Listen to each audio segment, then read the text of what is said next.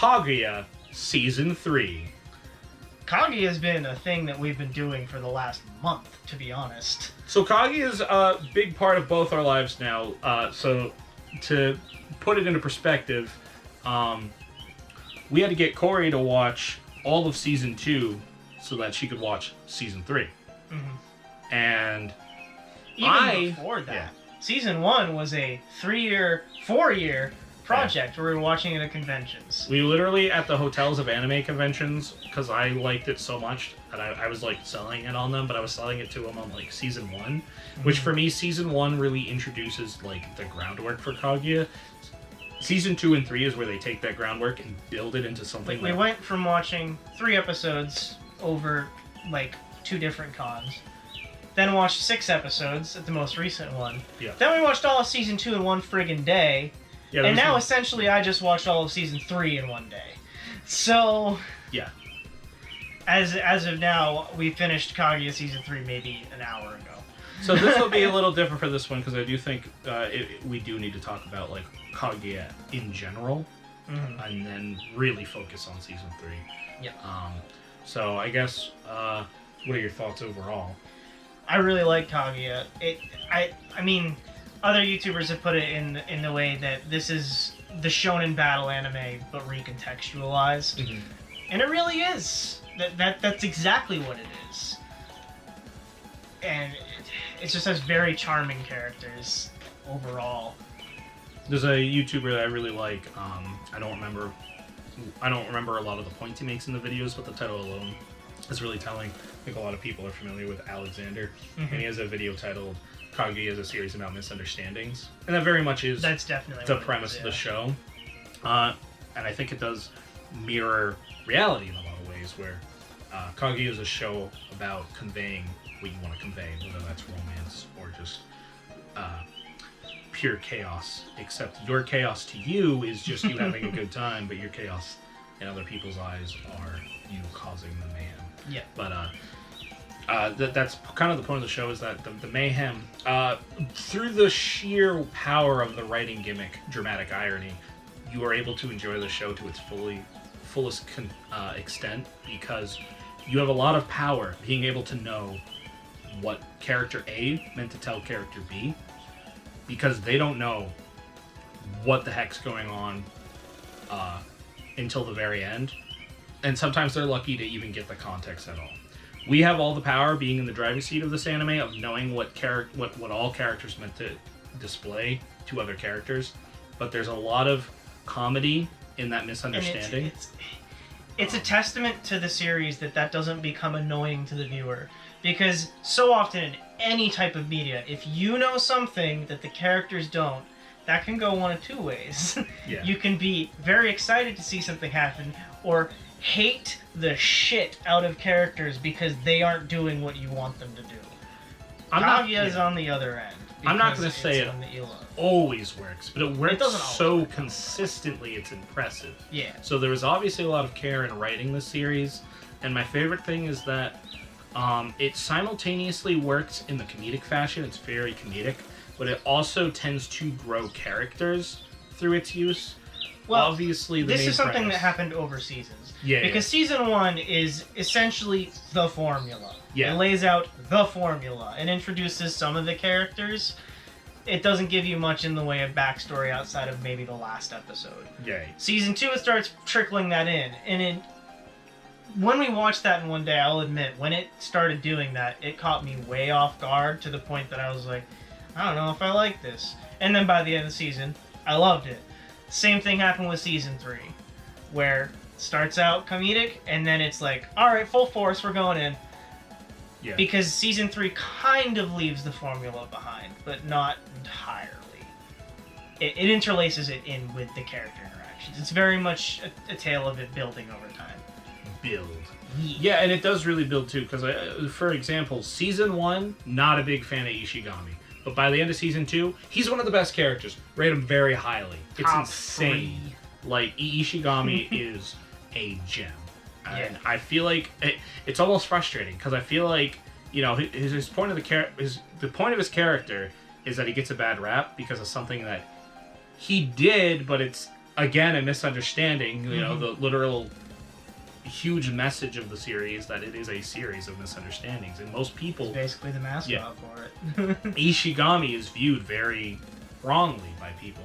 There's little sprinkles of truth in how they see him, but the main picture they're getting, very fucking wrong. He's a very kind-hearted young man, but they see him as a scum of the earth, and it's very frustrating because I fell into that. Those in last season few one. episodes of season 2 just absolutely Dude, those rip sting. your heart out. I literally cried like both on my first and my second watch of season 2. Like I resonated with that because he basically commits a very selfless act twice, and you know he literally is willing to take the fall for it both times. Yep. But it really shows he has like character growth moments, and those moments I'm very happy. We're not just this is Ishigami's character arc, and now that he's had his character arc, we don't have to talk about it anymore. He literally takes that and carries it into season 3. Yep. Every character of the main 5 gets at least a little development, except for, well, the Chaos Gremlin gets a little bit, but not that much. She's basically just the same. But it mostly focuses specifically around Kaguya and Shirogane. Shirogane. And I also do like that we get a little bit more of Hayasaka in this season as well, Yep. especially towards the beginning. Yep. There's a little bit of intrigue that she clearly harbors some feelings for Shirogane, and how those. That's essentially the first quarter to half, and then the second half is all about the main 2. Yeah, and I do like it because Hayasaka is a character I didn't really have any feelings in season 1, and then I liked her in season 2, but mostly it was memes. Most of the memes made me really like her. Yeah, like yeah. that. She had a lot of great moments in season 2. No one can forget the hey. But all it did was make me want to like her more as a character, and it wasn't until season 3 that I got enough where I'm like, okay, this It really is gets to the seat of why she is the way she is. Yeah, I mean, it's hard to like chronological this sometimes because it's like, all right, what events happened when? Because I know the culture events like the second half. Yeah. So like, is it too early to jump into the rap battle?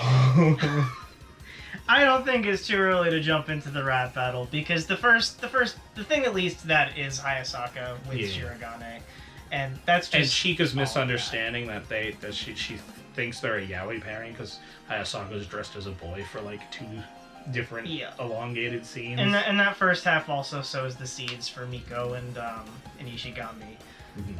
just not hating each other at least. Well, they on the public display, it still looks like they hate each other, but you could tell that the writing they're is at least so kind to each other sometimes. The author has sowed the seeds where you can tell they don't hate each other. They look out for each other. They have some level of contempt for each other, but They do things differently. Yeah. You know, but that's just how people are. It's funny because they effectively have very conflicting but similar moralities, where they are very self-sacrificing.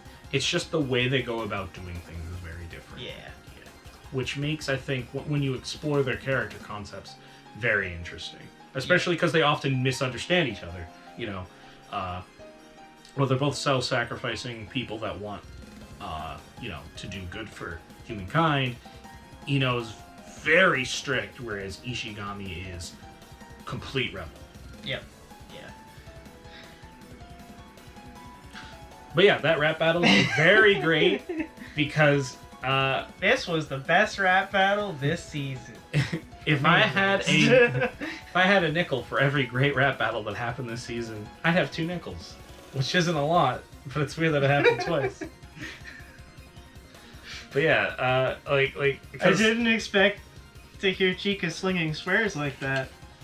like I know she's a gremlin, but that was a lot. maybe it's just because I'm not used to hearing like rap in a non-native language, but like it comes off as a little cringe at first.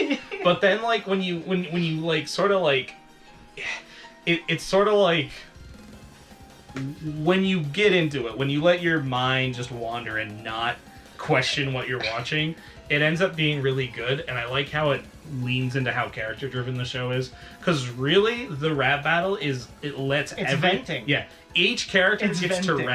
to vent. Yeah, and the character that needs it most was Hayasaka, because most of these characters have an avenue to vent somewhere in their life. Well, because it literally is that. It's Shirogane trying to inspire Hayasaka. Yeah. Hayasaka telling about her own experiences. Kaguya being bitter. Yeah. And Chika just being Chika. Yeah. Because that's all she knows. Yeah. Chika's... A lot of Chika this season is going off the gag of her helping Shirogane. Like, that comes up a lot. And I love that gag. But it does mean that there are a lot less...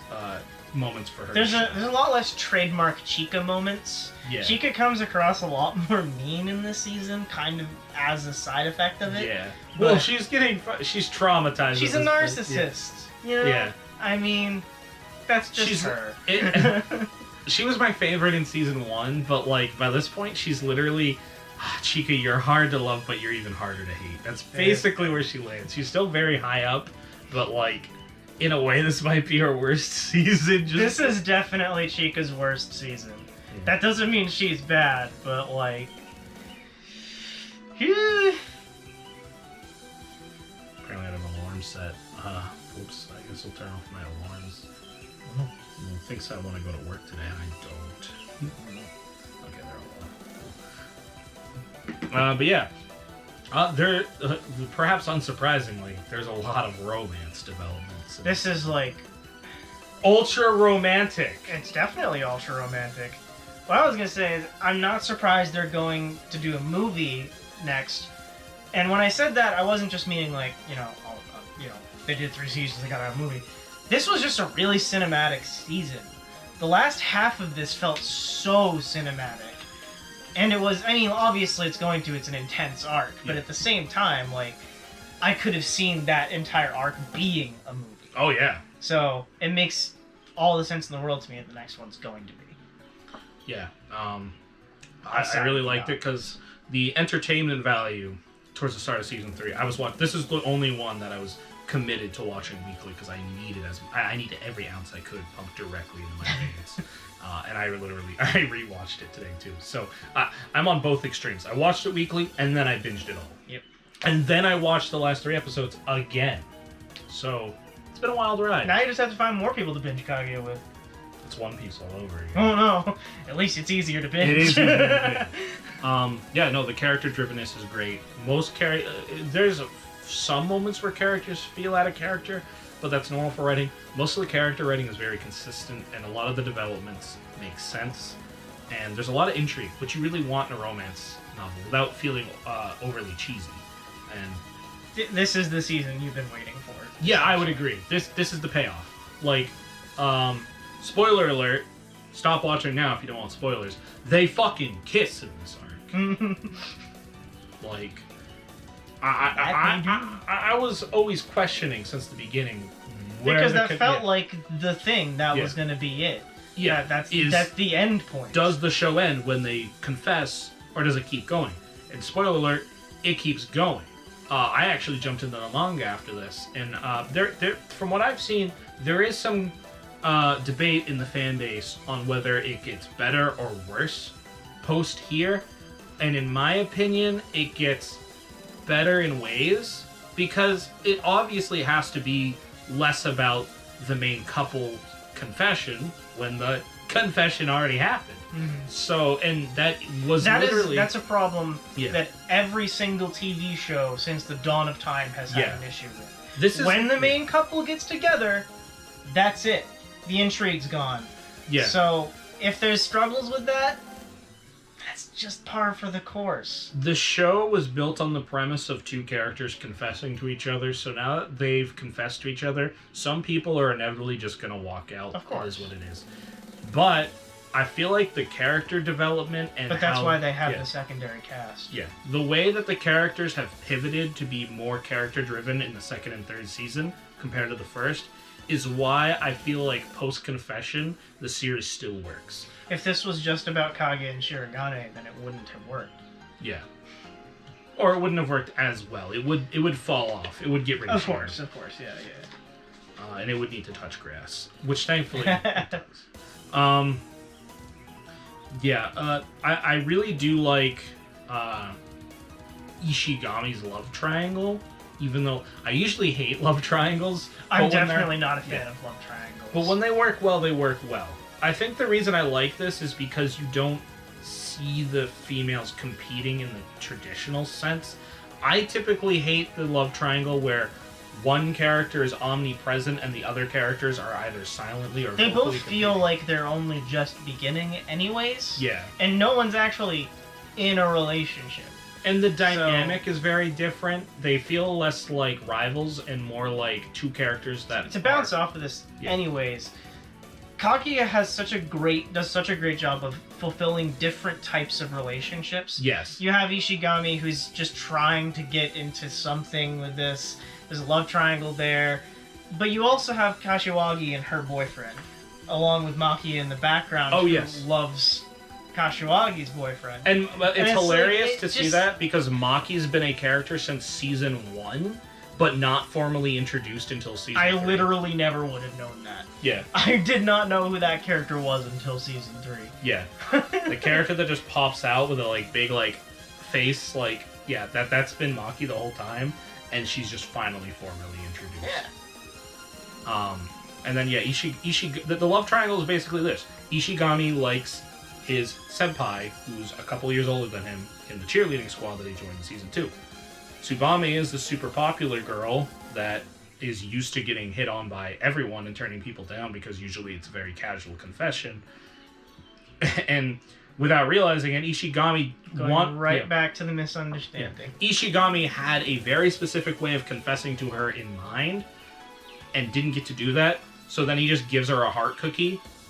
During a festival where giving someone your heart is a confession, and he does not put 2 and 2 together. He just sees it as a cookie, not a heart. And so she takes it as a confession, which he does have feelings, so she's not completely... It's so funny. This is why, like... They're on the same page, Yeah. but not the same book. The misunderstandings can sometimes have a lot of nuance to them, where, like, she's not completely misunderstanding him. It's only somewhat misunderstanding him. And so, like, they're, like, not on the same wavelength, but they're, like, bouncing off each other. It's very interesting because you're seeing Tsubame go back and forth on whether or not she wants to... She wants to give it... Part of her wants to give it a chance, where other parts of her want to flee. It's like triggering a fight or flight response in her. Literally. Yeah. And then, in the same way, you know, this is also just developing. You start to see Ino and Ishigami as a pairing. It's a season-long thread that they follow. Yeah. Ino doesn't get a lot, but you constantly see them going from hating each other to tolerating each other to... Yeah. They're warm to each other, at least in a sense. They're very protective of each other, even if they don't admit it. Yeah. Because Ino's constantly finding ways to protect Ishigami from being punished as harshly as he could. You know, he Unless she's the one punishing him. Yeah. She basically protects the school from going full in on his ass. Yeah. And then Ishigami tends to protect her from people that might manipulate her. Because he advantage of suffered her. an injustice in his past that she didn't agree with. Yeah, and she unfortunately has like despite being like very disciplinistic, the way to cater to her is to compliment her, and so like literally just complimenting her is enough to basically like have your way with her. Like you can take advantage of her, you can scam her, and you know Ishigami's seen this enough in life where he will, you know, push people. He's not gonna let what Yeah. happened to. Yeah, he's not gonna let it happen again. Yeah, so it's very nice to see them protect each other, so that like on the surface they hate each other, but it is actually deeper than that, fam. We haven't really talked a lot about Kaguya or Shirogane. Yeah, because that's like sort of where the series ends off with, and it's just very interesting because like the first half of the series is just what you're used to. There's been a little bit of escalation, but it is still mostly just... It's when that episode with them talking about their futures. Yeah. That's when it hits. Shirogane... And that's when Shirogane has the switch flip. Yeah. Shirogane puts in an application for Stanford and gets accepted, and he's going to graduate a year early, which means that their high school life is going to be cut so short. They have slightly less than a year together at this point. Yeah. This makes it so that Ishigami puts the pedal to the metal and is starting to put moves on Kaguya. It gives him the conviction that he didn't have before. Yeah.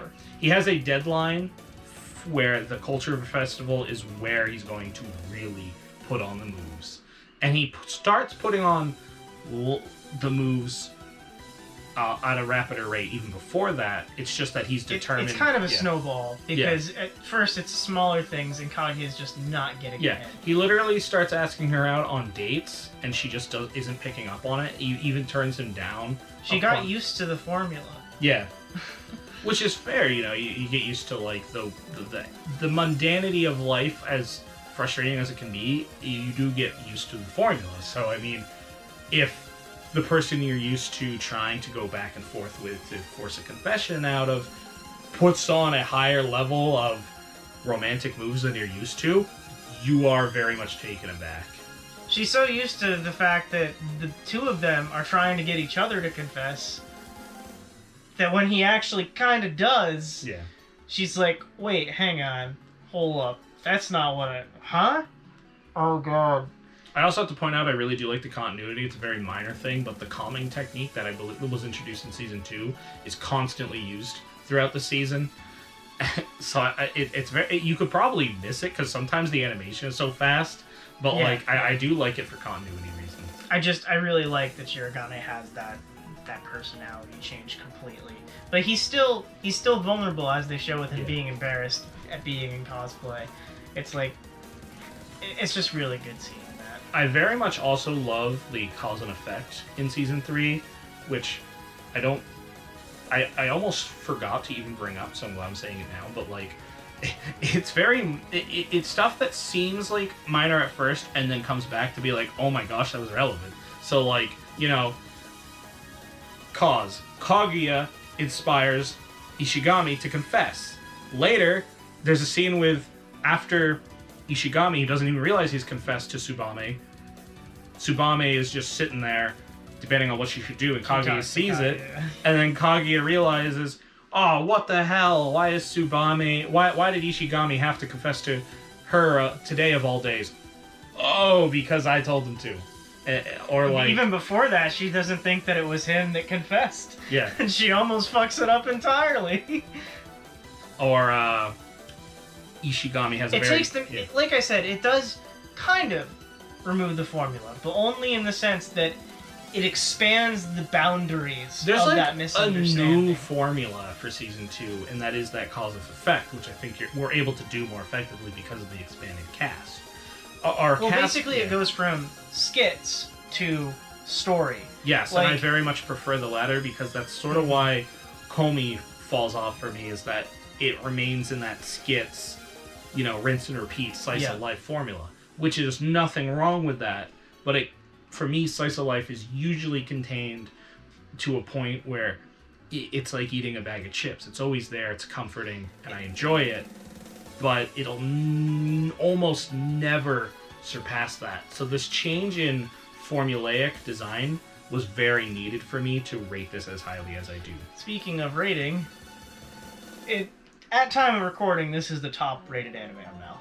It is, yeah. It beat FMA Brotherhood, which many series have done. And it's still at the top currently. Whether or not it deserves it is up to... I would say that's a very subjective opinion. I like it more than Full Metal Alchemist Brotherhood, and if that means I get burned at the stake, I get burned at the stake. I think Full Metal Alchemist Brotherhood is a great show. In fact, I would even say it is the best show someone who's never seen an anime could watch as their first anime. But I like this more. This is great. But I like it. Exactly. And I mean, Mal is a little... It's a cesspool of people all giving their opinions on anime. Is it ever going to be accurate? No. It's a pool of subjective takes. All of them are wrong. At best, you should just take it as a suggestion that, hey, people like this. Maybe you should give it a try. I would say it's not the end-all deal. The vast majority of the top 100 anime, if you're looking for something to watch, you can't go wrong, and this is another example of that. I mean, you could go wrong if it's not your taste, but I mean, if enough people say something is good... You said before that Kongming might be the heaviest recommendation, which is fair. It's a new series. It's easier to get into. Kongming is the biggest underdog recommendation. I think as far as like easiest to recommend, I'd give it to Kongming just because of Kaguya having two previous seasons. Yeah. But as a whole, I think this season makes me go, you need to watch Kaguya just in general. I would agree. Kaguya is currently sitting in the top 10 of my series of all time, which is, you know, not anything light. I can't even fathom it right now, but it's definitely up there for me as well. We've both been anime fans for a very long time, so our anime, you know, not to be a narcissist, but or toot my own horn, but even if some of our takes might be questionable, we have a lot. Anytime a series breaks into our top 10, it is kind of a big deal at this point. Because it's not like when you first start watching anime in your top 10. No, because it's got to beat more than the last thing, you know? Like, it's sitting among things that, to me, are, like, the creme de la creme. Like, for me, that would be stuff like One Piece, Hunter x Hunter, Steins Gate, Fate Zero. Like, these are some big shows. And to me, Kaguya is on that list.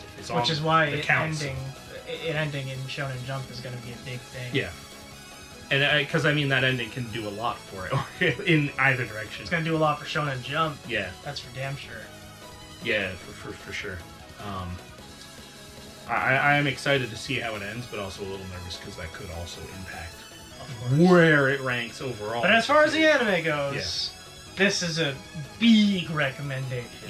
Yeah, so the battery died. I don't remember exactly what we're talking about, but ultimately Kaguya good. Kaguya good. Probably the heaviest recommendation out of all of this, at least as far as you haven't seen Kaguya yet. Definitely watch Kaguya. Yeah. If you've seen Kaguya and haven't watched season 3 yet, what the fuck are you doing with your life? If you've seen Kaguya, I mean, if you haven't seen Kaguya, watch Kaguya. If you've seen part of Kaguya, watch Kaguya. If you've seen all of Kaguya, go read Kaguya. If you're caught up, go read it again. Just Kaguya in general. It's good. It's good. It's very good.